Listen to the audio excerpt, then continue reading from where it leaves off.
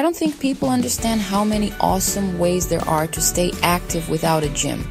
Let's dive into 7 super fun activities. 1. Dance party.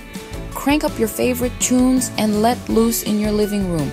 Dancing is a fantastic cardio workout and a great way to lift your spirits. 2. Nature walks.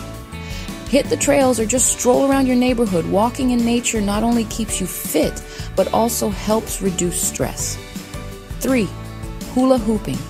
Remember how fun it was as a kid? Grab a hula hoop and get those hips moving. It's an excellent core workout. 4. Playing with pets. Got a dog? Play fetch or go for a run together.